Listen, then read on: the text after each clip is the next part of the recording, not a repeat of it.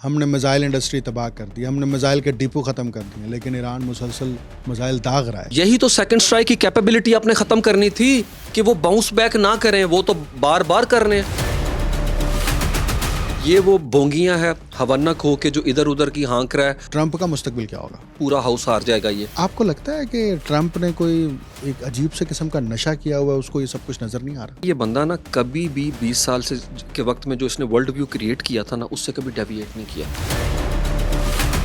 America अगर NATO छोड़ देता है तो ये अमेरिकी इंपीरियलिज्म और ग्लोबल पावर के जवाल का आगाज होगा। मेरे ख्याल में हो चुका है आगाज। ट्रंप नेतन्याहू के हाथों यरगमाल। इसमें कोई शक नहीं। 2020 के अंदर जो FBI का मेमो है वो कैटेगोरिकली बताता है डोनाल्ड ट्रंप कंप्रोमाइज्ड हो चुके हैं।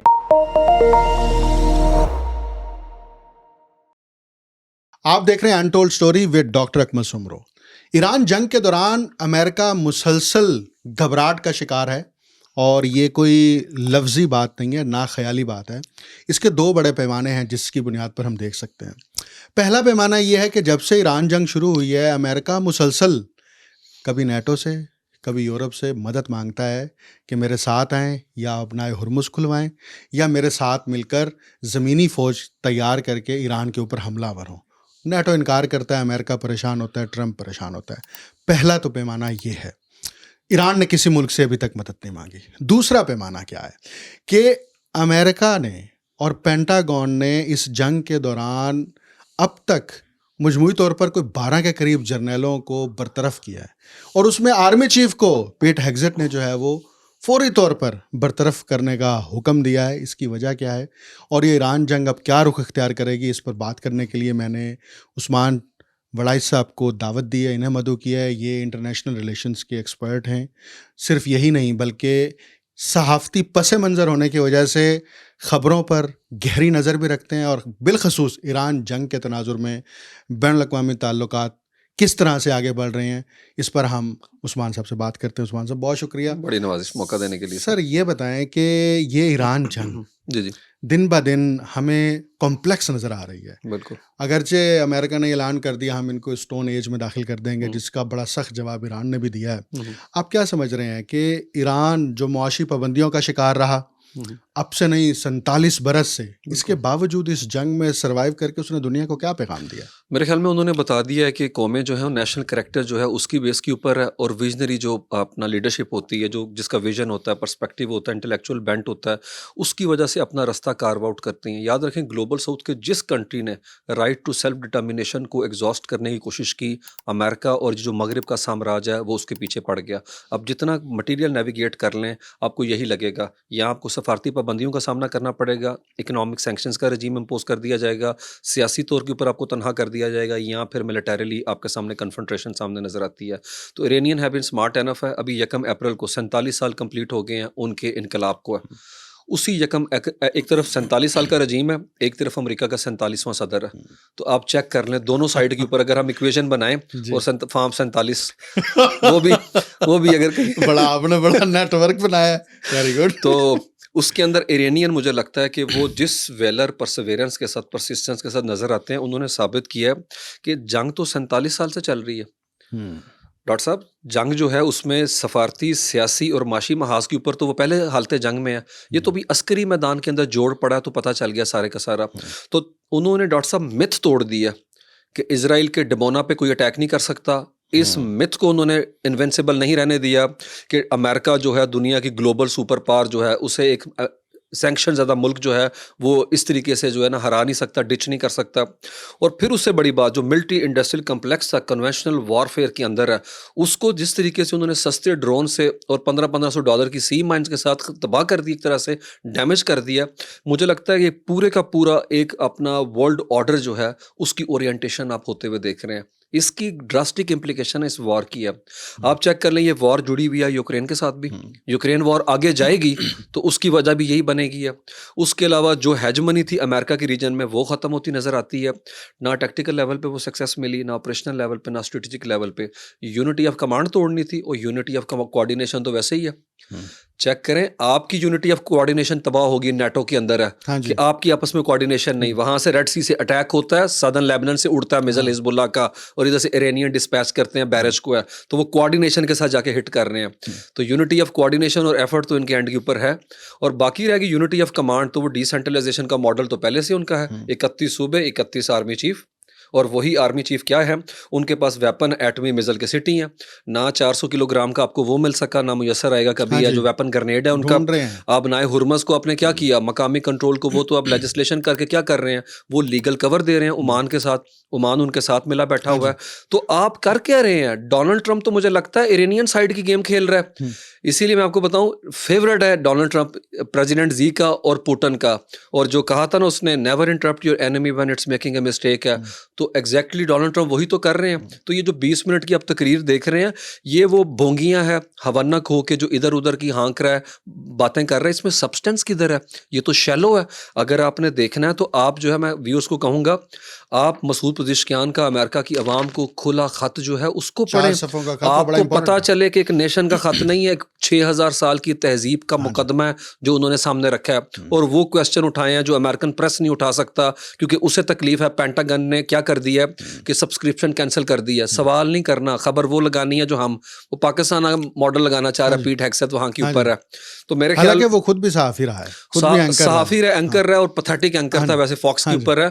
और आयरनी ये है कि एक ऐसा बंदा वहां पे अमरीकी पेशा वराना फौज को नजरियाती ग्रोह के अंदर तश्कील दे रहा है, जो येल यूनिवर्सिटी से पढ़ा हुआ है। डॉक्टर साहब माशाल्लाह आप डॉक्टर हैं, हाँ आप चेक करें, ये वो आईवी लीग यूनिवर्सिटी हाँ है जी, जहां जाने येल हमारे ख्वाब होते हाँ हैं। जी। लेकिन वो जिस तरीके से एप्स्टीन जो है वो हार्वर्ड के अंदर दफ्तर बना के बैठा था, ना कोई कॉलेज ड्रॉप आउट, और ये केस है। तो इन्होंने तो ये मिथ भी तोड़ दी है कि अमेरिकन यूनिवर्सिटीज जो हैं वो बड़ा लिबरल मॉडल के अंदर लोगों की ट्रेनिंग करती हैं और वो निकलते हैं। ये निकलना अगर एप्स्टीन बन के या पीट हेग्सेथ बन के निकलना है, उससे तो बेहतर है डॉक्टर मसूद पज़ेश्कियान हार्ट का सर्जन बन के निकले, कैंट यूनिवर्सिटी से अब्बास अरगची पीएचडी पॉलिटिकल थॉट में निकले, अली लारेजानी पीएचडी पॉलिटिकल फिलॉसफी में, कांट के ऊपर तो किताब ये लिख रहे हैं। अभी तो लारेजानी का थीसिस निकाला है एक प्रोफेसर ने, और उस थीसिस को निकाल के उसको पब्लिक किया, और उसके ऊपर बड़ा बेहतरीन डिस्कोर्स डेवलप किया। और आप उसकी बेटी को देख लें, अटलांटा के अंदर पीएचडी करके मोरी यूनिवर्सिटी के अंदर पढ़ा रही थी, असिस्टेंट प्रोफेसर से, लंग कैंसर, उसको निकाल दिया। ये है भाई तुम्हारा लिबरल अपना एटीट्यूड है। ईरान ने जो ये इस पूरी जंग के दौरान जो ये साबित किया कि ग्लोबल साउथ का हिस्सा होने के बावजूद और पाबंदियां होने के बावजूद अपने साइंस, टेक्नोलॉजी और मिसाइल टेक्नोलॉजी या पूरे जंग डिफेंस की टेक्नोलॉजी, उसमें इस हद तक सेल्फ डिपेंडेंसी की तरफ चले जाना, क्या ये साबित करता है कि सिर्फ अमरीकी या यूरोपीय तालीम की बुनियाद पर कौमें तरक्की नहीं कर सकती? बिल्कुल ऐसा ही आपका इसके ऊपर क्या है? मैं बिल्कुल इस चीज़ को सेकंड करता हूँ कि इरानियन ने साबित किया है कि अगर आप सेल्फ सफिशिएंट का मॉडल लगाएंगे तो उसके अंदर ग्रोथ के चांसेस ऐसा नहीं है। और मैं इसके अंदर पॉइंट स्टैब्लिश कर दूँ, वेस्ट का जितना एकेडमिक कल्चर है वो कहता है कि अगर वेलफेयर स्टेट का कॉन्सेप्ट आपने देखना है तो वो कॉन्सेप्ट भी मगरिब आपको देगा। इसी को तो अपना क्या कहते हैं, इमरान खान ने चैलेंज किया था। I am not a huge fan of उसकी जो पॉलिटिकल अपना पॉलिसीज थी, लेकिन इमरान खान ने जो ये वाली बात की थी, ये तो वाटर होल्ड करती है कि हम हर चीज़ को वहाँ से बोरो सब्सक्राइब क्यों करें हैं। और इरानियन बेस्ट मॉडल है, आप उन्हें कहते हैं पसमानदा है, शिद्दत पसंद। डॉक्टर साहब वहाँ के ऊपर 90% प्लस लिटरेसी रेट है। पार्लियामेंट के अंदर लोग मास्टर्स नहीं, पीएचडी एमफिल हैं। आप उनका नॉर्मल से नॉर्मल बंदा चेक करें जो कैमरे पे अभी आ रहा है, डॉक्टर बकाई, जो उनका वो पीएचडी इंटरनेशनल लॉ के अंदर, पब्लिक इंटरनेशनल लॉ में पीएचडी उसने की हुई है। और टॉप टीयर आप एलिमिनेट कालीबाफ, आप उसकी बात करते हैं, वो पीएचडी है, जबकि आईआरजीसी का कमांडर है। आप यू नेम इट भाई, नॉलेज। और डॉक्टर साहब कहाँ पे अटैक कर रहा है इजराइल? आपकी उनकी यूनिवर्सिटियों को, उनकी शनाख्त को आप अटैक कर रहे हैं जान के, ताकि वो आइडेंटिटी खत्म हो। मैंने तो डॉक्टर साहब आप नॉलेज नहीं खत्म कर सकते, आप जिस ना मर्जी। और मोमन की गुमशुदा मिरास है, और कौन सा मोमिन है? अना मदीनातुल इल्म व अली बाबूहा, अली के दरवाजे में से गुजरने वाले हैं, ईरानी है। आप इनकी पीएचडीयां नहीं छीन सकते हैं। और इवन आपकी यूनिवर्सिटियों से आप देखें, इनमें से मोस्टली लोग अमेरिका और यूके की यूनिवर्सिटियों से पढ़े हुए हैं। और अगर कोई जानना चाहता है इराक़ची के बारे में क्या लोग सोचते हैं, उसकी एडवाइस, उसकी सुपरवाइजर की ईमेल चेक करें, अभी आजकल वायरल हैं। अली लारेजानी की जिन्होंने पीएचडी कराई है, उनकी बात चेक करें। आप ऐसे सोबर लोगों को इस पूरे खत में, डॉक्टर साहब एक धमकी नहीं, कोई दोस्त नहीं है, नहीं। रैशनैलिटी की बात है। बल्कि उन्होंने तो ये भी कहा है कि हम यूरोप को और अमेरिकी कौम को अपना ना तो दुश्मन समझते हैं, ना हमारे उनसे कोई उन्होंने वो कहा है कि ये मिलिट्री इंडस्ट्रियल कम्प्लेक्स जो है, इसके आगे इंसानों का खून रखा जाता है जिसकी बेस के ऊपर खड़े होते हैं। और उन्होंने बताया ईरान से मुतालिक जो नैरेटिव, शैम नैरेटिव गढ़ा गया, वो क्यों गढ़ा गया? क्या चाहिए डॉक्टर साहब डॉक्टर को? बीमार माशरा। सब डॉक्टरों को नहीं, हाँ जी, मसीहा भी उसके अंदर हैं। हाँ। वकील को क्या चाहिए? मुकदमे, झगड़े है। क्या चाहिए मिलिट्री इंडस्ट्रियल कम्प्लेक्स को? जंगें चाहिए उसे। तो जंगों के बेनिफिशियरी हैं वो सारे के सारे। आपने सोवियत यूनियन पहले मॉन्स्टर खड़ा किया, वो खत्म हो गया, तो फिर किसे करना था? क्लैश ऑफ सिविलाइजेशन लिखवाई आपने, और फिर आप बात कर रहे हैं तालिबान की, फिर आपको अलकायदा चाहिए, फिर आपको दाइश चाहिए, और ईरानोफोबिया आपने क्रिएट करना। तो उन्होंने अपना जो मुकदमा रखा है वो रैशनल ग्राउंड के ऊपर रखा है। और क्या कहते हैं वो कहते हैं जो लोग ईरान को टच डाउन कर गए हैं, क्योंकि ईरान जाते नहीं लोग, इरानियन डॉक्टर साहब ऑस्कर के लिए नॉमिनेट होते हैं, वीज़ा नहीं मिलता उन्हें डॉक्टर साहब। और फिल्में ऑस्कर में जाती उनकी हैं। फिल्में ऑस्कर में जाती हैं, उनके टॉप नॉच स्कॉलर हैं। आप जीसीसी कंट्रीज जाएं, घूमना शुरू कर दें और कोई स्कॉलर हमें बता दें। उन्होंने ईरान की यूनिवर्सिटियों को टारगेट किया, लोग कह रहे थे अब ईरान मिडल ईस्ट की यूनिवर्सिटियों करेगा। कौन सी यूनिवर्सिटियां उन्होंने कौन सी बनाई हैं? और वही अमेरिकन यूनिवर्सिटियों के कैंपसेस हैं, सब कैंपसेस जहां के सब उनको अटैक करना है। तो आप चेक करें, नेशनल कैरेक्टर है। फिर वो कहते हैं जाके मिले उन लोगों से जो तुम्हारे मुल्क में रहते हैं, जो सिलिकॉन वैली में काम करते हैं, जो नासा में काम करते हैं, और फिर उन लोगों से जो आपके आसपास हैं। आपको पता चलेगा कौमें क्या होती हैं, उनकी हिस्ट्री क्या है। और कोलंबस तो नशे के अंदर धुत होकर कहीं पहुंच गया होगा, रेड इंडियन को निकाल के अपने मुल्क गढ़ा है। 6000 साल से वो खड़े हैं, और ना आपको उनकी तारीख पता है, ना तहजीब पता है, ना फ़िक्र पता है। आप इस्लामिक स्पिरिचुअलिटी के सारे बुर्ज उठा के देख लें। हमारे जो अली हजवेरी हैं वो उसके अंदर एक सपूत के तौर पर नजर आते हैं। मौलाना रूम नजर आते हैं आपको उसके अंदर, बाजिद बस्तामी आपको नजर आते हैं वहाँ के ऊपर है। You name it. इकबाल कहता है तेहरान हो गर आलम मशरिक का जनीवा, शायद के कुर्रा अर्ज़ की तकदीर बदल जाए। अच्छा, मैं इसी बात को आगे बढ़ाऊंगा।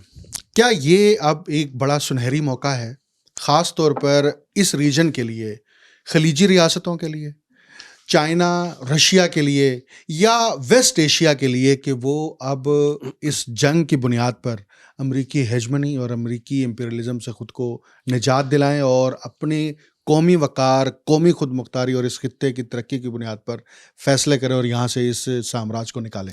मेरे ख्याल में इसके लिए चाहिए आपको इंटेलेक्चुअल एक्यूमन चाहिए, उसके लिए वैसी लीडरशिप चाहिए। वो दूर दूर तक आपको गल्फ़ में तो नज़र नहीं आ रही है, क्योंकि याद रखें ये वो स्टेट्स हैं जिनका 1930 से पहले वजूद ही नहीं था।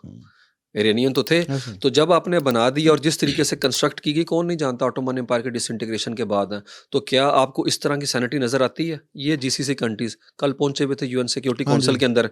आप ये बात करते हैं कि वहाँ के ऊपर ताकत के इस्तेमाल की इजाज़त दी जाए। तो जब ताकत का इस्तेमाल वहाँ पे हो रहा था, कत्ल गारत हो रही थी 2 साल के अंदर, जो तुम्हारे पड़ोसी हैं, जो सुन्नी हैं, वो मारे जा रहे थे, तो उस वक्त क्यों इस तरह की दरखास्तें नहीं लेके आ रहे थे? आज अमेरिका साथ नहीं खड़ा तो तुम्हें यूएन का दरवाज़ा, तुम मगरिब की बंदूक अपने बाजू पे रख के गन का जो है वो गोली उस तरफ बैरल कर लो, और इरानियन अपने घर के दरवाजे पे चौकीदारी ना करें। तो इरानियन तो वहाँ के ऊपर, जिस तरह हमने बात की, ओमान के साथ मिलकर उसको कर रहे हैं, आप बनाए हुरमस को।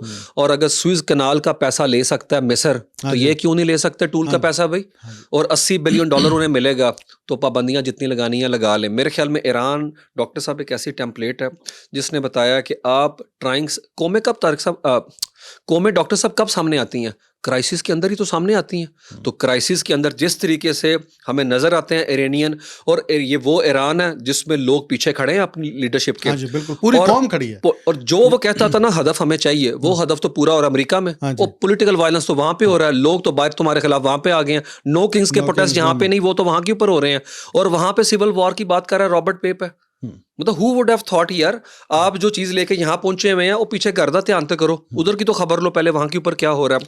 तो इरानियन ने हर लेवल, मेरे ख्याल में अगर इस सारे मैस के अंदर कोई चीज ऑब्वियस है जिसकी तरफ सारी दुनिया देख रही है, वो है इरानियन विनिंग अपना एंड के ऊपर। और they have always been standing on the right side of the history. इस वॉर को गेज करने का कोई पैमाना, यार्डस्टिक आप रखें, ईरान उसके अंदर जीता हुआ नजर आता है। उसके बावजूद वो मुज़ाकरात की जो बात कर रहे हैं, याद रखें पोजीशन ऑफ स्ट्रेंथ से कर रहे हैं। और क्या बात करते हैं मुज़ाकरात की बुनियाद का जो फ्रेमवर्क है वो होगा जो हमारे 5 पॉइंट हैं। उन 5 पॉइंट में वो कोई ऐसा पॉइंट नहीं जो इंटरनेशनल लॉ के साथ हाँ जी, कंट्राडिक्शन के उन्होंने अंदर बनाया ही हो। उसी बुनियाद पर। बिल्कुल है। और पहले जो इब्तिदा में भी 3 दिए थे और पॉइंट्स, वो भी वैसे ही वो थे। भी ऐसे ही थे। और आप 15 पॉइंट रखते हैं, सरेंडर का डॉक्यूमेंट रख रहे हैं आप। भाई अगर आप बार्गेनिंग पोजीशन चाहते हैं तो उसके अंदर स्पेस तो छोड़ें मुज़ाकरात के लिए। इस तरह का डॉक्यूमेंट नहीं होगा और ये परसेप्शन अब ईरानी कायम नहीं करने देंगे कि इरानियन हारे हुए, इरानियन डरे हुए आपके साथ टेबल के ऊपर बैठे हुए हैं। आप चेक करें इरानियन, और क्या शानदार बात की है इरानियंस ने। इरानियों ने कहा जंग बंदी का इतलाक ना सिर्फ हम पे होगा, लेबनान, इराक और फ़लस्तीन के ऊपर होगा। आप चेक करें, ये काम था मिल्लत का, ये काम होता है मुस्लिम उम्मा का। जो आप सिर्फ पब्लिक कंजम्पशन के लिए कहते हैं कि सऊदी अरब लीडरशिप है, ये लीडरशिप होती है जो कहते हैं बंद करें जुल्म और मुकदमा ये लड़ रहे हैं मुसलमानों का, वो नहीं लड़ रहे, वहाँ के ऊपर है। और फिर वो कहते हैं अमन होगा ईरान के लिए तो बैरूत, गजा, बगदाद, वरना तिल अवीव के लिए सुकून की कोई रात नहीं हम रहने देंगे। ये होते हैं भाई अपना लीडरशिप है। उस्मान साहब मुसलसल ट्रंप कहता है उनके पास वेपन्स ख़त्म हो गए हैं, हमने मिसाइल इंडस्ट्री तबाह कर दी, हमने मिसाइल के डिपो ख़त्म कर दिए, लेकिन ईरान मुसलसल मिसाइल दाग रहा है इसराइल के ऊपर। और यही तो सेकंड स्ट्राइक की कैपेबिलिटी आपने खत्म करनी थी कि वो बाउंस बैक ना करें। वो तो बार बार कर रहे हैं मुसलसल और जंग को लंबा खींच रहे हैं। तो और लंबी जंग अमेरिका के लिए नुकसानदेह। और आपने 28,000 हमले किए, एयर स्पेस आपके हाथ के अंदर है, और आप उनका रियासती ढांचा, दफाई ढांचा और आप सिविलियन इंफ्रास्ट्रक्चर को डैमेज कर रहे हैं। लेकिन इरानियन वो चेक कर लें, आउट पेस कर रहे हैं, आउट स्मार्ट कर रहे हैं। वजह क्या है? उन्होंने इंडिजिनस ग्राउंड के ऊपर आपको स्टडी किया। देखें अमेरिका के जनरल साथ नहीं थे इस वॉर में। जनरल केन ने कह दिया था स्ट्रेटेजिक एंड गेम नहीं। और अभी आपने जो बात की जॉर्ज रैंडी की, वो क्या कहते हैं? वो यही कहते हैं ना कि बूट ऑन ग्राउंड्स नहीं होगा। और आप चेक करें उनके नीचे रैकन फाइल्स के अंदर भी यही सोच है। वहाँ पे अभी पिछले हफ्ते की रिपोर्ट है, उसमें काफ़ी मैंने भी बात की है कि जो फौजी हैं वहाँ पे वो कह रहे हैं कि हम कॉन्शियस ऑब्जेक्टर का दावा करना चाहते हैं, जिसमें वो कहते हैं कि वहाँ पे आर्मी के अंदर एक कह लें कि आप मुकदमा कर सकते हैं कि भी मैं इखलाकी और कानूनी तौर पर इस वॉर का हिस्सा नहीं बनना चाहता, लेकिन आपकी नौकरी नहीं जाएगी। है वो कह रहे हैं 1000 से ऊपर केस आ गया हुआ है, लोग नहीं लड़ना चाहते। वो कहते हैं मैंने आपकी वीडियो हमने देखी है, हम नहीं इस तरह का हमला करना चाहते। और गजा ने उनको इस हद तक हॉन्ट कर दिया, वो कहते हैं पराई जंग है, हमारे सर पे मुसल्लत ना करो। आप आर्मी चीफ भी आपका नहीं मान रहा और आपकी आम जो है अपना यूनिफॉर्म के अंदर लोग हैं वो भी नहीं मान रहे, और तुम सिर्फ और सिर्फ जो है बॉडी बैग्स कलेक्ट करना चाहते हो। यहाँ से उनके हिस्से में सिर्फ एक चीज़ आनी है, लाशें आनी है। 58,000 मरवा के निकले वियतनाम के अंदर, जबकि वियतनाम का ना आप कह लें उस लेवल की ना उनकी मिलिट्री थी जिस तरह से ये स्टैंडिंग आर्मी है, और ना उस तरह से टैक्टिक्स से उनके वॉर के अंदर है। और जाड़ियाँ दाड़ियाँ गाड़ियाँ जहाँ पे थी अफगानियों, और आप सोचें कि 4 साल बाद पहले आप जलील होके निकले अगस्त के महीने में 2021 में 20 साल, और आप रिप्लेस कर रहे हैं तालिबान को तालिबान से, हामनाई को रिप्लेस कर रहे हैं हामनाई से, और कह रहे हैं रजीम रीजनेबल है। और वो जो तुम्हारे साथ खड़े रहे जिनसे पिंगे मोहब्बतें, उनको घटिया किस्म के अल्फाज से वो जो एमबीएस के साथ किया, इंतहाई तज़हीक अमेज़, जो और उसके बावजूद अपनी खवातीन के बाल तक तुम्हारे सामने खोल के रख दें, जो तलवारों के साथ तुम्हारे साथ नाच गाना करके तुम्हें खुश करने की कोशिश करें, तुम्हारे लिए जहाज तक तुम्हें तोहफे में दे दें, और वापस करें, और आप उनको कह रहे हो कि इस जंग का खर्चा भी तुम उठाएं। मेरे ख्याल में खलीजी रियासतों के लिए एक सोचने समझने का मोमेंट ऑफ ट्रुथ है जो उनके सामने ईरान ने रखा है कि चेक कर लो, ये है जिनके लिए तुमने इतना कुछ किया और आज तुम्हारा हशर किया। आप चेक कर लें वहाँ के ऊपर दुबई में, इन्होंने दुबई में ओरेकल जो है उसका दफ्तर उड़ा दिया, और दूसरी तरफ वहाँ पे चेक करें क्लॉड का, वहाँ पे जो इनका अमेज़न का सेंटर था बहरीन के अंदर, उसको उड़ा दिया। मेरे ख्याल में उन्हें समझ जाना चाहिए, ये बादशाह, मैं आपको बताऊं, ये बादशाहतें नहीं रह सकती। बादशाहतें रहेंगी तो फौज नहीं कमज़ोर होगी, फौज रहेगी तो बादशाहत नहीं होगी, क्योंकि आप जानते हैं ना ये तो आपस में कनेक्टेड है ना।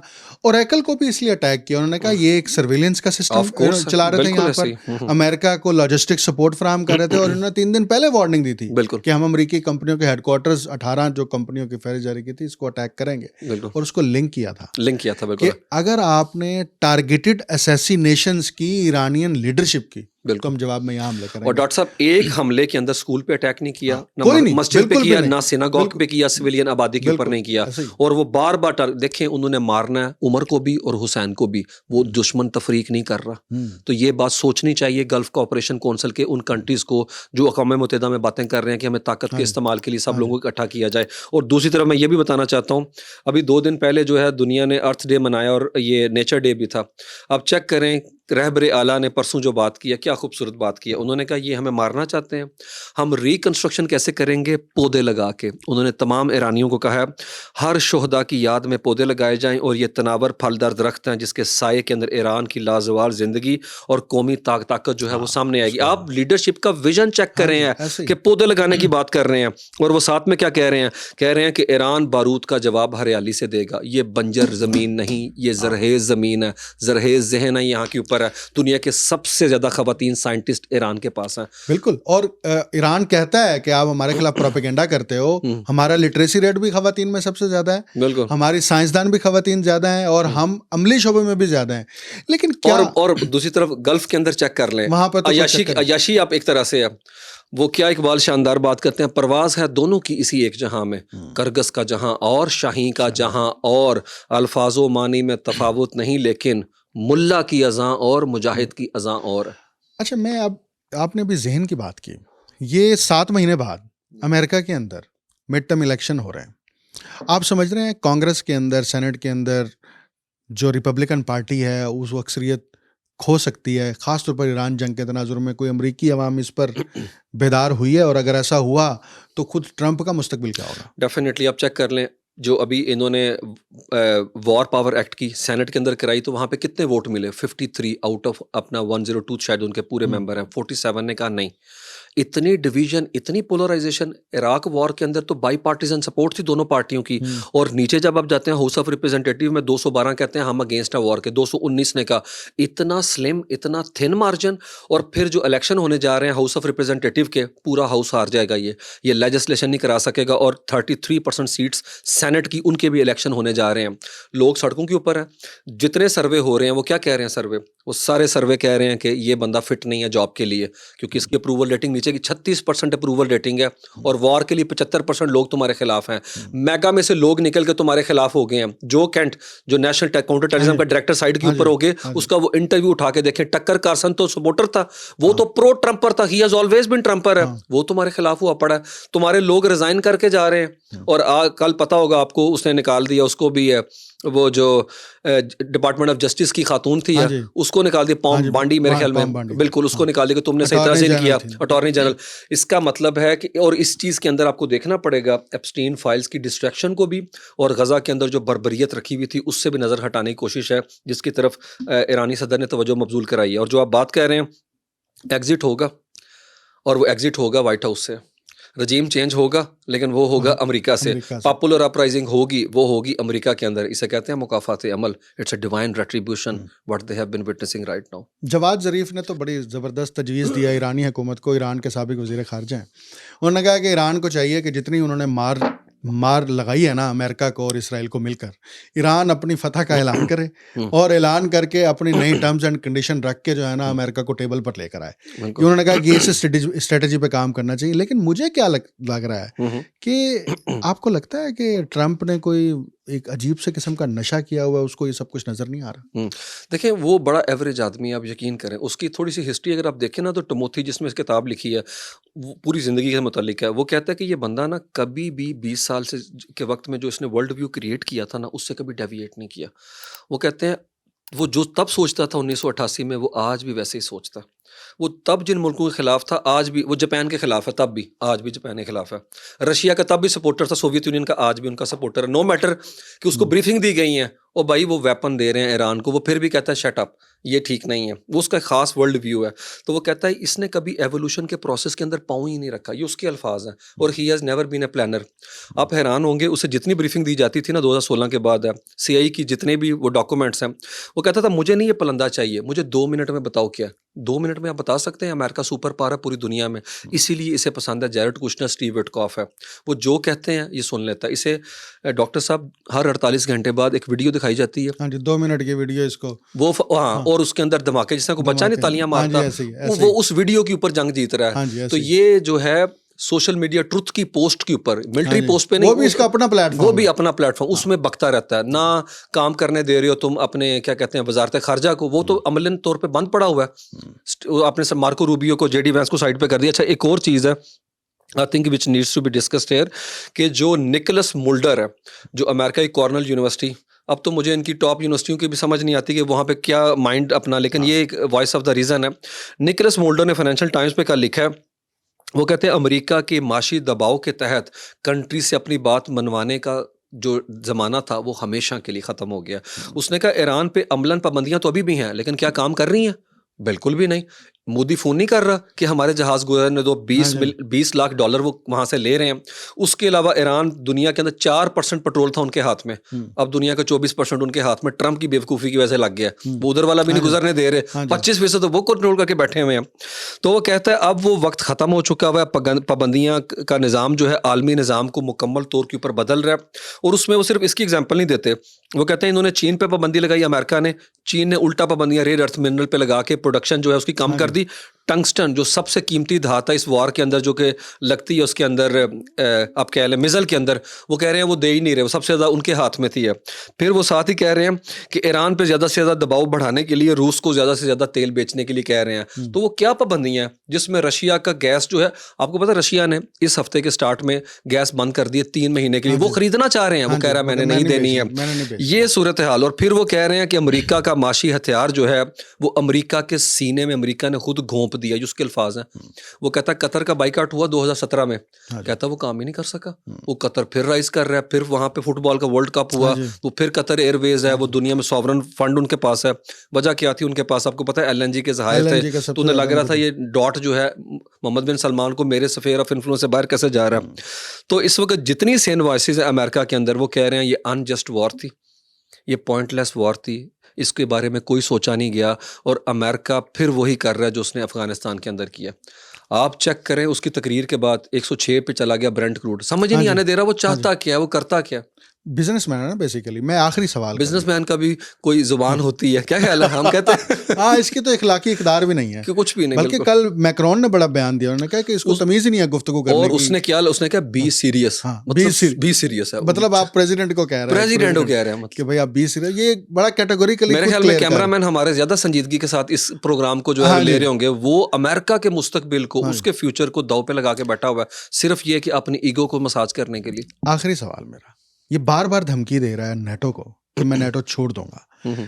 आप समझते हैं कि अमेरिका अगर नेटो छोड़ देता है और नेटो अमेरिका से बिल्कुल अलग हो जाती है, यूरोप भी अलग हो जाता है, तो ये अमेरिकी इंपीरियलिज्म और ग्लोबल पावर के जवाल का आगाज होगा? मेरे ख्याल में हो चुका है आगाज। और आपने बात की, इन्होंने अलाइज भी गवा दी, एसेट भी सारे के सारे रीजन के अंदर गए। चेक करें, अमेरिका की मिलिट्री के टॉप जनरल्स जो हैं उनका हुक्म मानने से इनकार कर दिया नेटो ने। नेटो ने कहा आज के बाद आप हमें हाँक नहीं सकते हैं, ठीक है ना। और उसके अंदर उन्होंने क्या किया, उन्होंने क्या कहते हैं नेटो जनरल कहते हैं तुम्हारा F-16 गिर रहा है ईरान में, F-15 गिर रहा है, F-18 गिर रहा है, F-35 हिट हो रहा है, और तुम्हारा बहरी बेड़ा जो है हिट हो गया, उधर से निकल गया। वो कहते हैं तुम हो क्या कि तुम हमें बताओ क्या है। तो ये ओबिचरी है डॉक्टर साहब, नेटो इज डेड। आप समझे, नेटो जो है वो वेंटिलेशन के ऊपर है, हटाने की देर है, अमलन उसकी क्लिनिकली डेथ हो चुकी हुई है। और दूसरी तरफ मैं आपको बताता हूँ, इनका लॉजिस्टिक ढांचा तबाह हो चुका है। कैसे?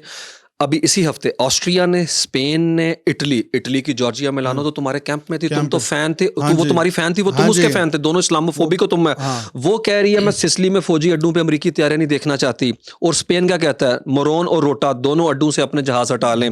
और ऑस्ट्रिया, उसके अलावा फ्रांस कह रहा है आप इसराइल के लिए मिलिट्री की सप्लाई हमारे ऊपर से नहीं लेके जा सकते। अच्छा, एक डायमेंशन तो होगी नेटो की, दूसरी उन्होंने यूरोप ने इसराइल को बता दिया कि हम तुम्हें उस तरह नहीं देखते जिस तरह अमेरिकन देखते हैं। और तीसरी इसकी डायमेंशन ये है कि वो ईरान के खिलाफ आलमी सतह के ऊपर इस तस्वुर को तकवीयत दे रहे हैं कि ये जंग नाजायज़ थी, गैर अखलाकी थी, इंटरनेशनल लॉ के अगेंस्ट थी। और फिर उस कंट्री पे जिस पे दुनिया ने सैंक्शन लगाई थी और मकाफात अमल के तहत वो दुनिया पे सैंक्शन लगा चुका है, माशी पाबंदियाँ, उसको मैसेज दे रहे हैं कि भाईजान हमारा लेना देना नहीं इस जंग से, हमारे जहाज़ इधर से गुजर जाने दो। ये मौका मोमेंट जो है डोनाल्ड ट्रंप लेके आ सकता था। डोनाल्ड ट्रंप अमेरिका का मोदी है और मोदी इंडिया का डोनाल्ड ट्रंप है। आपका कमेंट चाहिए कि ये बात दुरुस्त है कि ट्रंप नेतन्याहू के हाथों यरगमाल? इसमें कोई शक नहीं। 2020 के अंदर जो FBI का मेमो है वो कैटेगोरिकली बताता है डोनाल्ड ट्रंप कंप्रोमाइज्ड हो चुके हैं, इनका डाटा उनके पास है। इसी वजह से वो कहते हैं कि असल गवर्नमेंट पिछली टर्म में चला रहा था जैरेड कुशनर, वेस्ट विंग में उसका कमरा जो है तुम्हारे कमरे से भी बड़ा है, और वो लड़का, उसका बाप नेतन्याहू का दोस्त था। मैं आपको बताऊं, ट्रंप एसड है वहाँ के ऊपर, जिस तरीके से एप्स्टीन एसड था इजराइल का। नेतन्याहू ये जब साइकिल चलाया करता था उस ज़माने से इसके बाप का दोस्त था, छुट्टियों में गर्मियों में न्यूयॉर्क इनके घर आके रहता होता था। हुँ। और इसी अगर आप थोड़ा-सा चीज़ों को नेविगेट करेंगे तो आप हैरान हो जाएँगे, इवांका ट्रंप, जैरेड कुश्नर के करीब कौन लेके आया? किस तरह उन्होंने वो शादी कराई, जो शादी बाद में ब्रिज का काम उसने किया। 1989 में डोनाल्ड ट्रंप के लिए कैसे रेड कारपेट रोल आउट किया गया लरोम अपना होटल के अंदर। उसके हवाले से उसका डाटा तक जो है अब वहाँ के ऊपर आर्काइव में पड़ा, स्टेट आर्काइव के अंदर। डोनाल्ड ट्रंप वो प्रोजेक्ट था जिस पे 89 से उन्होंने काम किया। इसका बेटा एरिक है, अभी पिछले हफ्ते उसने डील साइन की है किसके साथ? इज़राइल की उस कंपनी के साथ जो ड्रोन्स बनाती है, जो हाँ मैपिंग जी। करते हैं टनल के हाँ नीचे जी, है। बिल्कुल। और उस लड़के का इंटरव्यू और चैनल 13 करता है वहाँ के ऊपर अक्टूबर में, और उससे कहता है कि तुम स्मार्ट आदमी हो, तुम क्यों नहीं बन सकते इलेक्शन के लिए अगले सदर? वो कहता है मैं 2029 में जाऊँगा। और नेतन्याहू क्या कहता है इवांका से मुलाकात करते हुए, अगर अमेरिका में कोई खातून डिज़र्व करती है अमेरिकन हिस्ट्री की पहली खातून सदर, तो वो माय लव तुम हो सकती हो। और वो कन्वर्ट हुई 2009 में शादी से पहले। और वो मीटिंग कहाँ हुई? जब इनका पैचअप कराया गया रूपर्ट मर्डॉक, जो हुँ। कि नेतन्याहू का बडी है, स्काई का मालिक है, उसकी यॉट पे उसकी बीवी ने, जो इनकी कॉमन फ्रेंड थी। आप चीज़ों को डिग आउट करते जाएं डॉक्टर साहब, तो आपको लगता है devil lies in the detail, detail में डेवल है। बहुत थैंक यू। शुक्रिया उस्मान साहब हमें वक़्त देने के लिए। ये जो पूरा नक्शा खींचा गया है, ये बुनियादी तौर पर एक तरफ इस जंग का है और दूसरी तरफ अमेरिका, जिसके बहुत सारे इम्कानात हैं कि अब वो अमेरिकन एम्पायर जो है वो डिक्लाइन की तरफ तेज़ी से बढ़ेगी। और इसका डिक्लाइन उस वक़्त मज़ीद शिद्दत अख्तियार करेगा जब बैनुल-अक़वामी ट्रेड डॉलर में नहीं होगी और जब पेट्रो डॉलर ख़त्म हो जाएगा और दीगर करेंसियों में तेल की फ़रोख्त का आगाज़ होगा। मुझे डॉक्टर अकमल सुमरो को इजाज़त दीजिए। अल्लाह हाफ़िज़।